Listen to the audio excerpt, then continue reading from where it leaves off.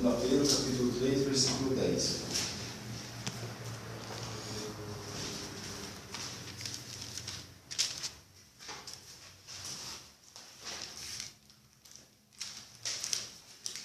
Amém?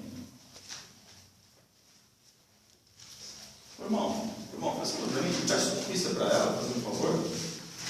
Para a moça ali, ó. Pode vir, por favor.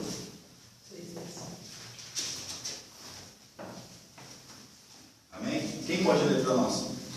Mas o dia do Senhor virá como ladrão, de noite, no qual os céus passarão com grande estrondo, e os elementos ardendo se desfarão, e a terra, as obras que nela há se queimarão.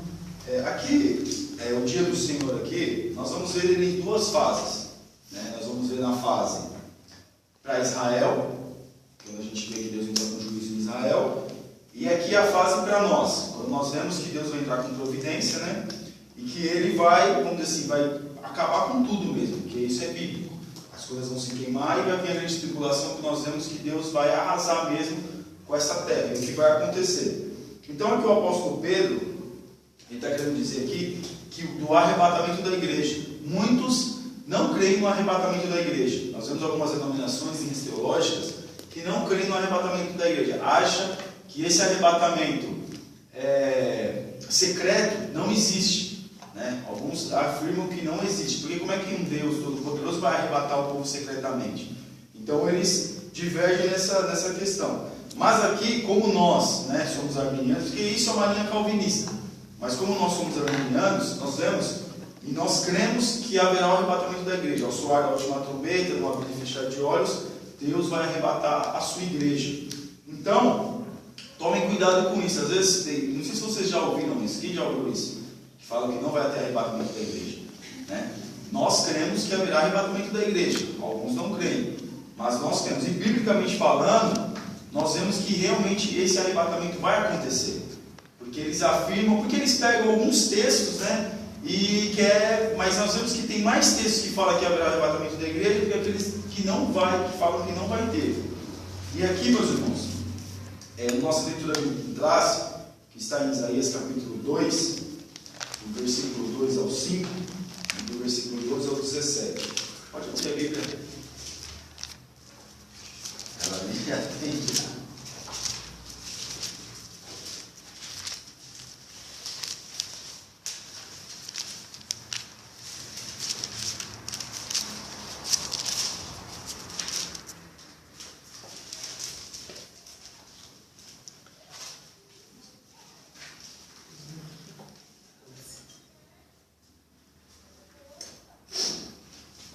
Do capítulo 2, do 2 ao 5, é o nosso texto bíblico, né? No caso, nossa leitura bíblica em casa, se fosse na revista dos adultos. Quem pode ler para nós? A questão da minha é diferente, você? Não tem problema, não. Do 2 ao 5 e depois do 12 ao 17. A palavra que em visão veio a Isaías, filho de Amós, a respeito de Judá e Jerusalém. Nos últimos dias acontecerá que o monte da casa do Senhor será estabelecido em cima dos montes e se elevará sobre os outeiros. E para ele afluirão todos os povos. Irão todas as nações que dirão: vinde e subamos ao monte do Senhor e à casa do Deus de Jacó, para que nos ensine os seus caminhos e andemos pelas suas veredas, porque Sião sairá a lei e a palavra do Senhor de Jerusalém. Ele julgará entre os povos e corrigirá muitas nações. Estas converterão as suas espadas em relhas de arrados e as suas lanças em rodarias. Uma nação não levantará espada contra outra nação, nem apedrejarão mais a guerra. Vinde à casa de Israel e andemos na luz do Senhor. Depois? O 12 e só o versículo 12 e 17. Porque o dia do Senhor dos Exércitos será contra todos os soberbos e altivos e contra todo aquele que se exalta para que seja batido. A arrogância do homem será batida e a sua altivez será humilhada. Só o Senhor será exaltado naquele dia. Irmãos, nós vemos aqui Isaías chamando a atenção do povo. Nós vemos no começo, no capítulo 2, porque ainda o rei Uzias reinava. E nós vemos que o rei Uzias, ele foi um rei que proporcionou muita prosperidade para os povos de Israel. E o povo ficou muito próspero, muito cheio de dinheiro mesmo. Nós vemos que as suas plantações cada dia mais aumentavam e a prosperidade era muito grande.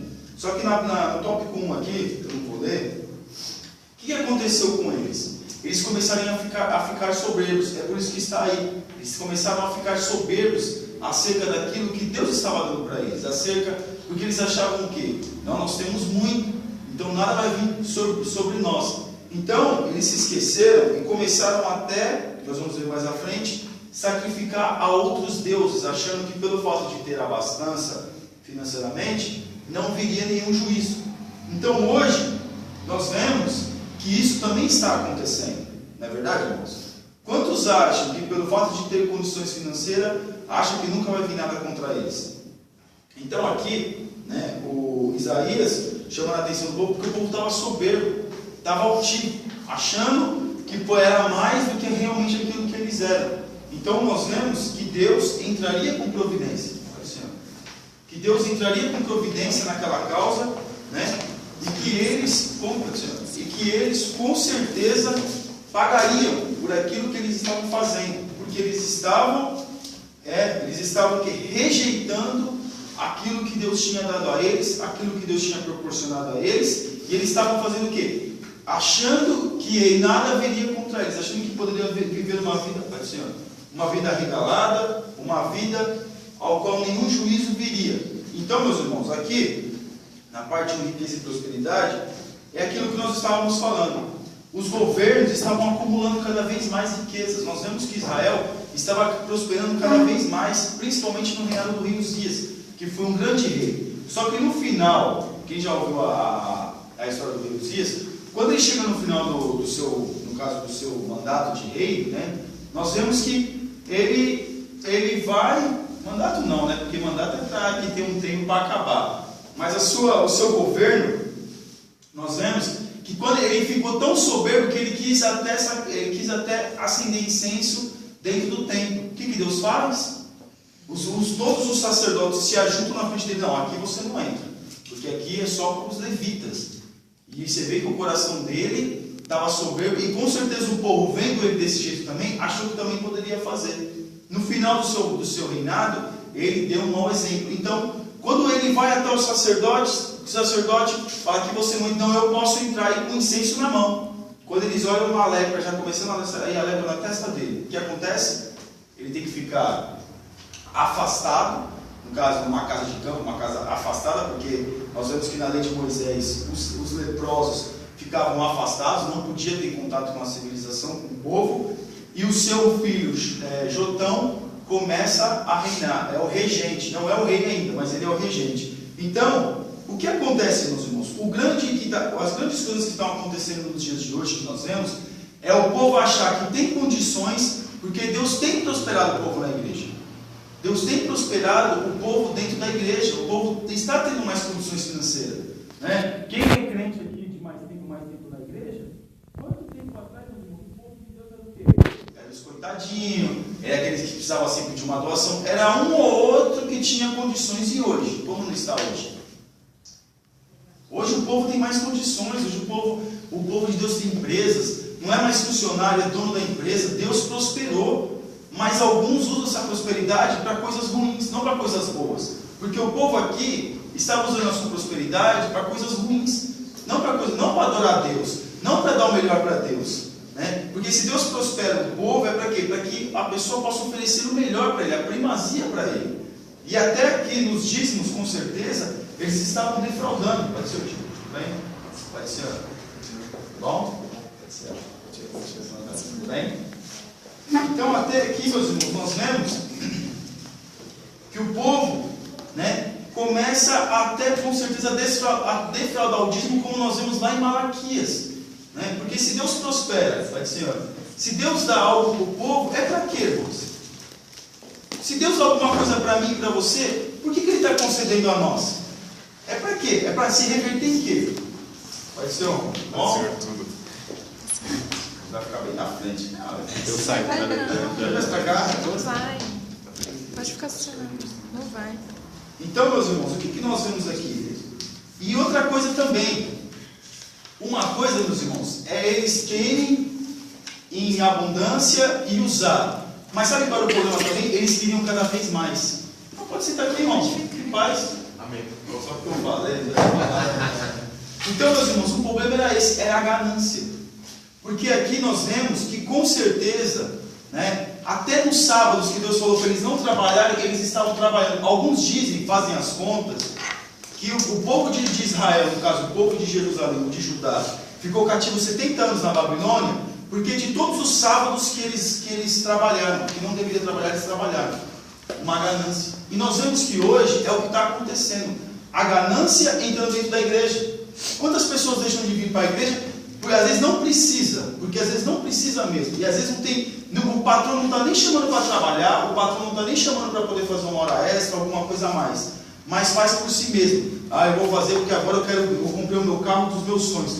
Mas agora o carro dos meus sonhos é um carro maior, é um carro melhor. Eu comprei a casa dos meus sonhos, mas agora a minha casa não é mais essa. Agora, porque a gente tem uma coisa, a gente sempre quer o príncipe. É aquela coisa, né? Você compra um carro, vamos dizer assim, um carro, e você tem aquele carro. Aquele carro é sempre o carro que você teve desejo de comprar. Só que quando você tem ele que vai passando o tempo, você vai enjoando dele. E você quer o melhor. E a casa também. Né? A gente sempre quer melhor. Então aqui o povo estava exatamente assim. E isso é um perigo para nós. Por quê? Porque quando a gente dá espaço para a ganância, não que dá, então nós não devemos estudar, não devemos trabalhar mais e pensar no nosso futuro. Não, irmãos, não é isso. É querer além daquilo, muitas vezes, que Deus está proporcionando. Porque Deus tem a medida para nós. O tempo vai passando e Deus vai nos concedendo as medidas. Mas tem pessoas que querem além daquelas medidas. Quer ver um exemplo? O povo de Israel no deserto. Quando o povo de Israel estava no deserto, o que aconteceu? O que Deus falou? Uma porção de maná por dia, dependendo do tamanho da família. O que o pessoal começou a fazer? Começou a pegar o maná a mais daquilo que precisava, começou a guardar dentro do armário, vamos dizer assim, se fosse nos dias de hoje. O que acontecia com o maná? Estragava e fedia, parece que tinha um corpo, um cadáver dentro daquilo. Porque era assim, meus irmãos, dava 6 horas da tarde, quando virava assim, não era aquela questão que ia estragando, né, que nós vemos o alimento, ele vai estragando, não, quando dava, ele já virava, o horário já estragava totalmente, já não servia mais para nada.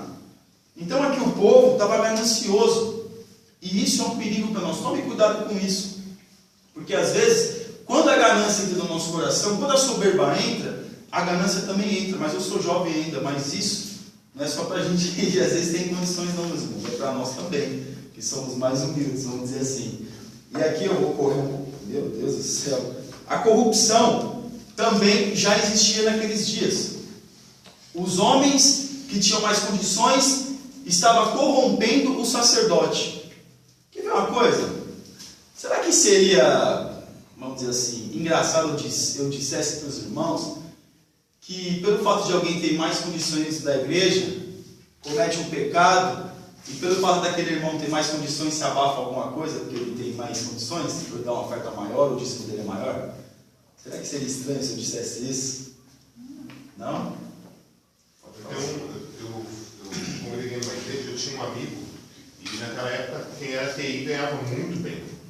E ele veio de outra igreja, e eu fui perguntar para ele por que ele estava na outra igreja, né? Num bate-papo assim, corriqueiro.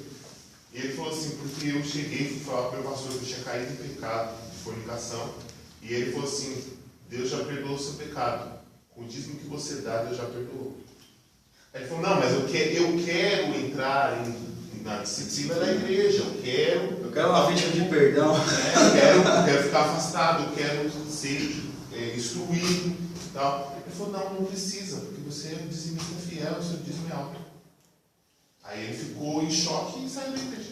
Exatamente. E quantos de nós já não temos relatos sobre isso? Então parece que agora, né, é que eles estão fazendo a corrupção. Por quê? Porque se uma pessoa pecasse naqueles dias do povo lá, tinha que oferecer um sacrifício e dependendo do pecado tinha que ficar afastado. Mas aqui não, porque existe a corrupção, se abafava. E hoje o que está acontecendo hoje nas igrejas? Eu falo isso, meus irmãos, até no comentário que eu fiz na revista dos irmãos, depois se quiser ver, eu falo sobre isso sem medo. Porque é a verdade. Aquele que tem um dízimo maior, aquele que tem da oferta maior, por que ele tem mais possibilidade, às vezes, por que o pecado dele é perdoado e aquele que às vezes tem menos, o pecado não é? Uma coisa, meus irmãos, o estatuto da igreja, porque tem esse estatuto da igreja, tem que servir para todos, para o rico, para o pobre, porque aqui nós somos igreja. Nós vemos que no mundo lá fora, nós vemos que existe isso. O juiz sabe que de repente alguém tem mais condições e aceita o suborno. E nós vemos que aquilo que está acontecendo lá fora, que para nós é estranho, que não deveria ser, está entrando dentro da igreja. Isso não é nenhuma utopia, não, isso é a verdade. E aqueles que têm, que nem o irmão falou, não, você não precisa. Porque, meus irmãos, eu já ouvi falar de escândalos de pastores que às vezes teve relações, né, extraconjugais com a mulher e não fazem nada com ele. Uma coisa, por causa do dízimo, e outra coisa também, o escândalo. Né? Mas o que Jesus fala? Vai vir os escândalos, mas ai de quem vier. Mas isso tem que se tornar público? Tem que se tornar público sim. Porque na igreja de Corinto nós vemos que o povo tinha que ir lá na frente confessar seu pecado. Mas era para quê? Não era para envergonhar, era para que os outros tivessem temor. Porque quando Deus ele coloca alguma coisa, não é para envergonhar ninguém. Deus não quer envergonhar, Deus quer que outras pessoas vejam o exemplo e não façam igual. Mas hoje nós temos até, quando eu fiz meu curso de obreiro, já estavam falando já que não podia mais falar lá na frente, não podia nem ir lá na frente, na outra denominação que eu estava. Não podia mais, e aquela pessoa que de repente fosse colocar lá, podia processar a igreja, porque ele estava colocando ela em evidência, não é evidência que diz a palavra certa, né? Constrangindo, isso, estava constrangendo a pessoa. Irmãos, a Bíblia, ela nos constrange. O Espírito de Deus, mas não é para nos envergonhar, não, é para nos ajudar a melhorar. Né? Então aqui, a idolatria, nós vemos aqui que o povo também é um povo idólatra. O povo era idólatra porque eles estavam oferecendo sacrifício à rainha dos céus, a Moloque, que era receber sacrifício de criança. Nós vemos a casa lá na frente oferecendo seus próprios filhos. Nós vemos também outros homens, se eu não me engano era Moloque. Cita mais algum deus aí, irmãos? Rainha dos céus, Baalins, Astarote, então, Astarte. Nós vemos que esses homens que tinham muitas condições achavam que pelo fato de eles terem condições financeiras melhores, poderiam oferecer a esses deuses que não daria nada para ele. Não aconteceria nada, como quem diz. Né? Ah, não, eu vou fazer aqui, mas como? Se eu tenho muito, como que um dia eu vou virar falência, se a gente fosse colocar no nosso linguagem de hoje, que eu vou falir por isso? Mas o porquê? A grande pergunta é, por que o povo prefere adorar outros deuses do que adorar o Deus Todo-Poderoso, o Deus que cura, que salva, que liberta, que leva para o céu e que nos dá uma vida boa, uma vida melhor e que nos prometeu a eternidade? Por quê? A grande pergunta é, por que prefere adorar um Deus de barro, oferecer o Deus de barro, do que oferecer ao Deus Todo-Poderoso? A pergunta que eu faço para os irmãos, um de cada vez. Por que, irmãos? O que os irmãos acham? Pode falar a sua opinião, não tem problema. Um parando para o outro assim como que diz. Você fala, eu falo, você fala. E eu vou escolher, hein? Acho que o Diego está querendo falar. Fala, Diego, o que você acha? Eu acredito que eles procuram uma zona de conforto, né, Gabriel? Exatamente. E adorar a Deus viver para Deus é uma coisa muito além. Vai muito de temer a Deus, de estar com Deus e adorar outros deuses traz essa zona de conforto. E pode ver, a maioria dos cristãos sofre. E quem quer sofrer hoje? Quem quer carregar com isso? A questão, quem quer falar? Pode Eu falar. acho que é por causa, assim, adorar Deus é santidade. E adorar esses deuses não. Então você pode fazer o que você bem quiser, da forma que você quiser, quer dizer, dá ênfase mais ao pecado. Então a pessoa está ali, ele está pecando, e esses deuses eles não pregam, né, a santidade, a adoração. Eles, na verdade eles adoram, né, mas eles levam mais para a Deus. Você pode ver que lá eles matam as crianças, e tudo ao contrário do que Deus, né, quer daqueles que são adoradores. Então é preferível você estar lá porque você vai satisfazer o quê? A sua carne, né? O espírito, a parte espiritual não conta. Quem mais, irmãos? Pegando já no que a irmã falou aí, uma coisa que você olha, se você for estudar a fundo, que quando o povo serviu a Deus, né, até quando Deus vai falar com Salomão, ele fala sobre isso. Ele fala assim que requer a santificação do povo. O que era? A separação em várias áreas, tinha que seguir um passo a passo de uma vida. Não adiantava só você ir lá e oferecer sacrifício. Hoje em dia, por exemplo, você vê muitas igrejas que falam assim, 7 dias de culto para 12 dias de culto, para 12 meses de vitória. Era uma fórmula mágica. Então o que acontecia? Até hoje é assim, se você for num centro de macumba, vai falar assim, oferece isso para fulano de Abreu e você vai receber tal coisa. E com Deus não tem essa negociação. Tanto que muitas das vezes Deus fala, povo, o que vocês estão fazendo é só fazer fumaça, porque eu não estou recebendo sacrifício por causa da conduta de vocês. Então, para que Deus responda a gente, nós temos que ter uma vida de conduta. E muitas das pessoas não querem ter essa conduta. O que mais? O que mais, irmãos? Tem mais ainda. Tem mais. Então vamos lá. Irmãos, a palavra-chave de tudo aquilo que os irmãos falando é o quê?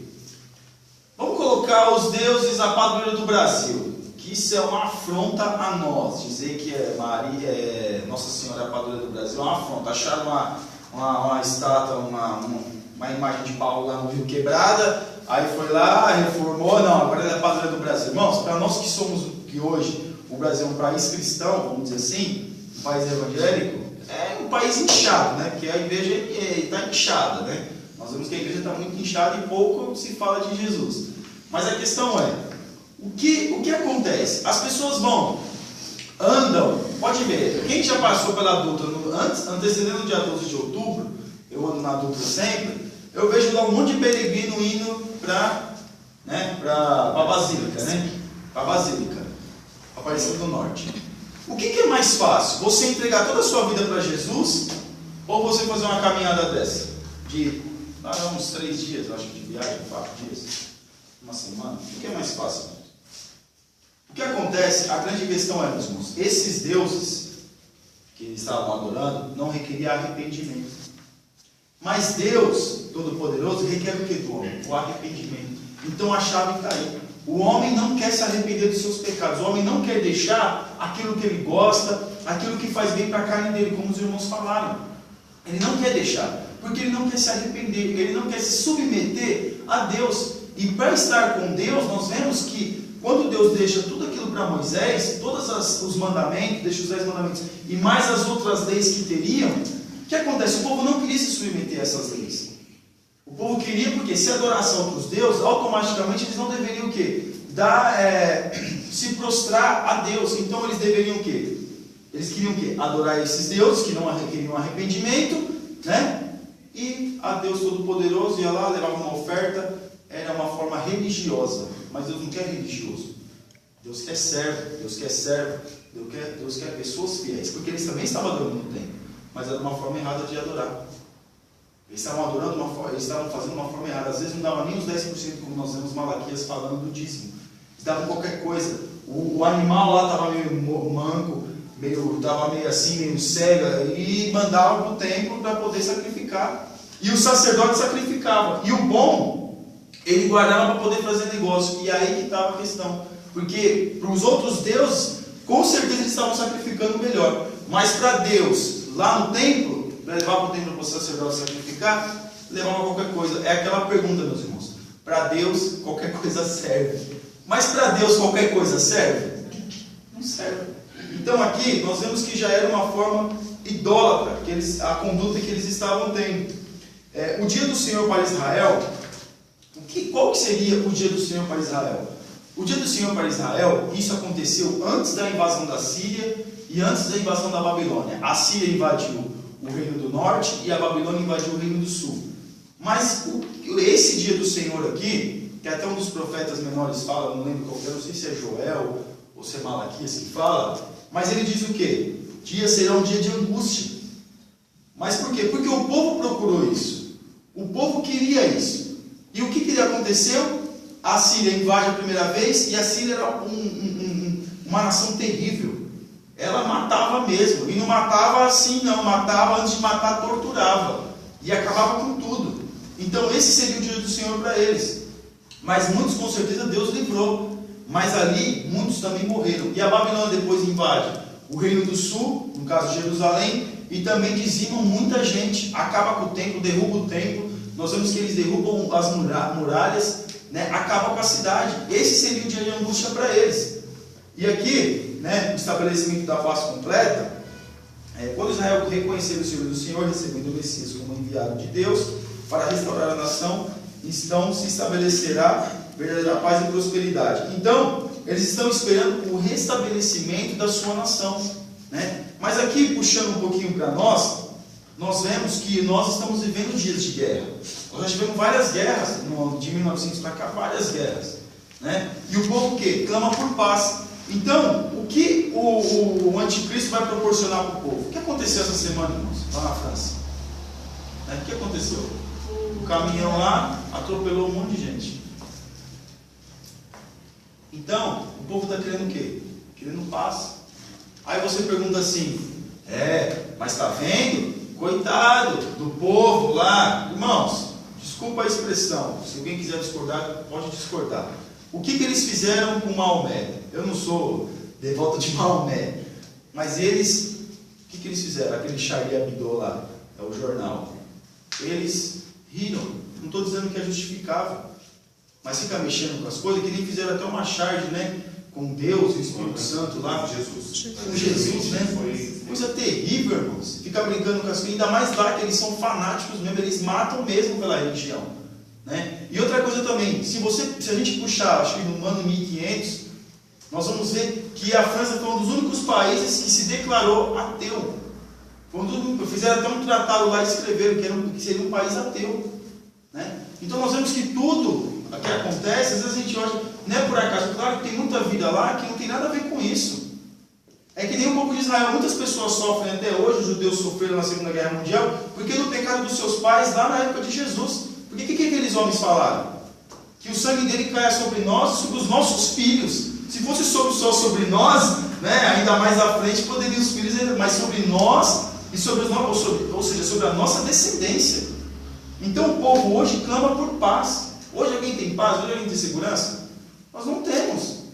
Infelizmente, nós não temos. Então aqui na última parte, isso também se aplica à violência urbana presente em muitas cidades brasileiras. Irmãos, o Rio de Janeiro vai ter a Olimpíada, coisa terrível. Lá é o estado onde mais a violência cresce, onde mais tem um narcotráfico. E agora estão direcionando um monte de forças armadas para lá. Irmão, todo mundo nós sabemos que aquilo ali tem um acordo. Como aconteceu no Pan-Americano, existe um acordo, né? Porque se eles começarem a querer também, querer querer levar Roma com os policiais ou com as forças armadas, todo aquele narcotráfico que sustenta, né, as comunidades, que sustenta os traficantes, vai parar, eles vão brecar. Então tudo existe um acordo. Então nós vemos que o que o anticristo vai proporcionar para o povo é a segurança mundial. E o que a pessoa tem que fazer para poder ter segurança? Não ter privacidade. Irmãos, quem assistiu um filme de super-herói, mas que fala muito disso daí? Capitão América 2. Quem assistiu? Assistiu? Quem assistiu? Assistiu? O que está falando lá? Onde as pessoas... parece um filme meio bobo, né? Super-herói, mas você vê ali exatamente a realidade. As pessoas, ele falando ali, que as pessoas não deveriam ter privacidade para poder ter segurança. É isso que está acontecendo. As pessoas não têm privacidade para poder ter segurança. A privacidade tem preço? Mas, pode falar. Eu tenho uma teoria minha, né? Não forço ninguém a acreditar igual eu, mas o filme, né? Os filmes eles são feitos já para incutir ideias na mente das pessoas. Exatamente. Você estava falando disso, toda vez que eu vou assistir um filme com as pessoas, eu comento alguma coisa que a gente fala que eu sou paranoico. Mas um amigo meu me chamou, na época eu não estava casado, ele falou, vamos assistir esse último Velozes e Furiosos aí? Vamos lá, vamos. E no filme, narra um pedaço que tem uma moça que é hacker, ela inventou um programa que, através de qualquer câmera que tenha no mundo, ela consegue rastrear uma pessoa. Isso já é uma forma de futuramente incutir na mente das pessoas que usar um programa desse para rastrear bandido é bom, é normal. Porque você imagina que você está mexendo no seu celular o cara remotamente consegue mexer no seu celular.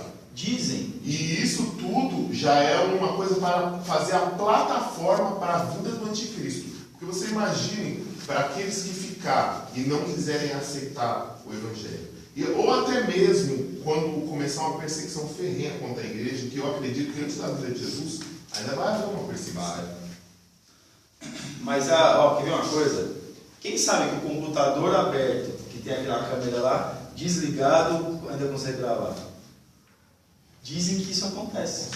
O computador desligado, ainda você consegue ser gravado ainda naquela câmera. Se o computador estiver aberto, estiver virado para você, se eles hackear, ainda consegue ver, no caso, ver a pessoa.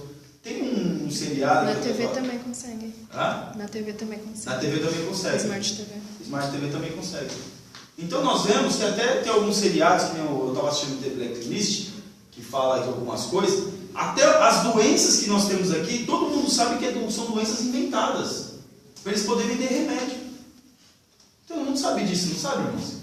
Eles inventam a doença e eles mesmos vêm com o antídoto. Mas você... Não, irmão, você estava falando uma coisa que não existe. Irmão, será que não existe mesmo? Essa gripe aí, que eles falaram aí. Quanto se vendeu de álcool em gel e vacina? Né? A ebola. Por que a ebola não chegou, não se propagou para outros países? Que é uma doença contagiosa. E estava só crescendo. Eu acredito, irmãos, é uma opinião minha. Eu acredito que a maioria dessas doenças são doenças inventadas, para eles poderem vender remédio. Eles colocam a doença e vendem o remédio. Aí é a consciência de cada um. Então, tem médicos que afirmam que essa última gripe que saiu não é uma gripe nova, é a gripe espanhola que tinha sido erradicada e aí depois eles potencializaram ela e colocaram ela de volta no mercado em busca de dinheiro. Aí entra o que você falou da ganância. Onde começou, irmãos? A microcefalia. Onde começou? No Nordeste. Aí você me fala, aí eu pergunto para você, fala que tem que tomar um monte de vacina contra a microcefalia. Será que essa vacina faz bem para a grávida ou faz mal? Dizem, né, eu não sei se é verdade, que foi a vacina que traz essa doença, a vacina que vai para as grávidas que traz essa doença. Quer ver uma coisa? Foi em 2008, voltando na gripe, 2008, né, que teve o surto, né? Um monte de gente andando até com máscara na rua. As pessoas estavam tomando essa vacina, dizem que estavam ficando cada vez mais doentes. Eu não tomei, eu estou bem até hoje. As pessoas tomavam a vacina e ficavam doentes.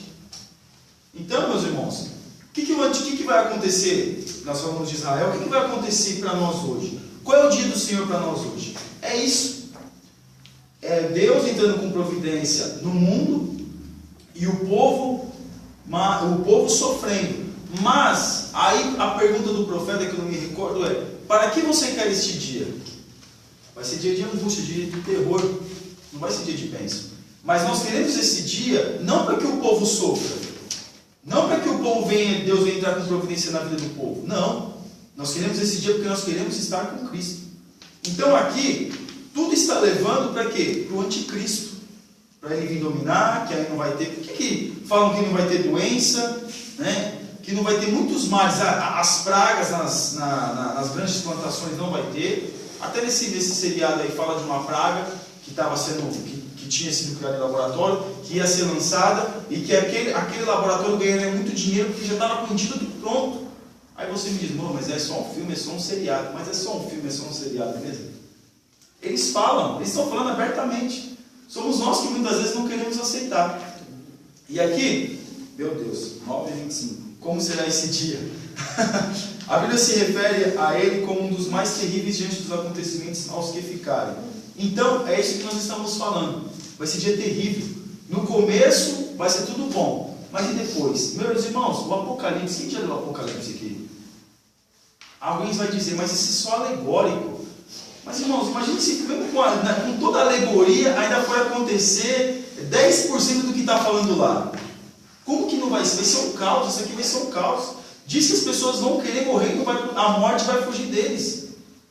Imagine o tanto de sofrimento que vai ter.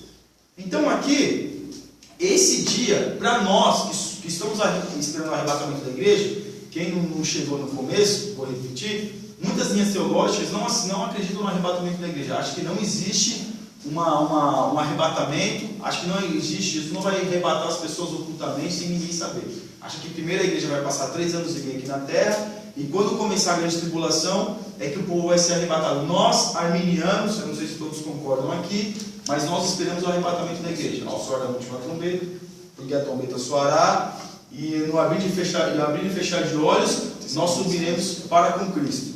Então, esse dia aqui vai ser dias terríveis.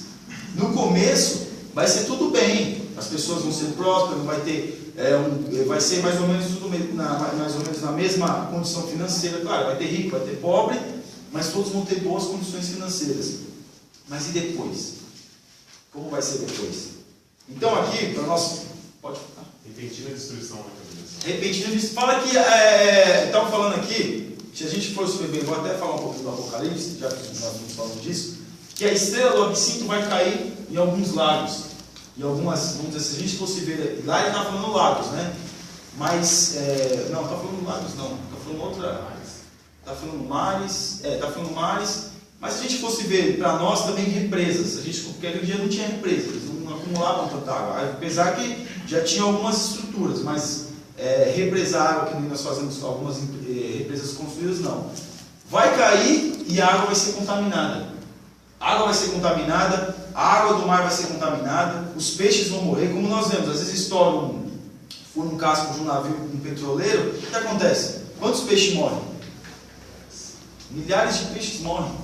E aí o que vai acontecer? A água também vai ser contaminada.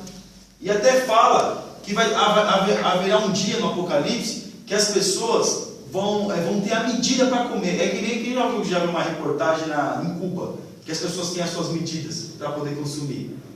Tem as medidas para a pessoa poder consumir. Não pode consumir tudo que quer, não. Tem as medidas. E a mesma coisa vai acontecer no Apocalipse. Então vai ser dias terríveis. Dizem que as pessoas vão ter que lamber o sal da boca porque não vai ter água para beber. Quem veio do Nordeste aqui, que lá é meio ruim de água, deve saber disso, irmãos, que às vezes tem que andar 2, 3 quilômetros, né, para poder vir com um balde d'água. Então, isso era muito antigamente. Hoje em dia tem vários poços artesianos, né, que eles fizeram lá. Mas, irmãos, será dia terrível. Mas uma coisa, o sentimento nosso, não é que Deus tem que entrar com juízo mundial. Não, irmãos, não é isso. Deus vai entrar com juízo mundial, no juízo, né, ele vai entrar com providências mundialmente falando, ele vai.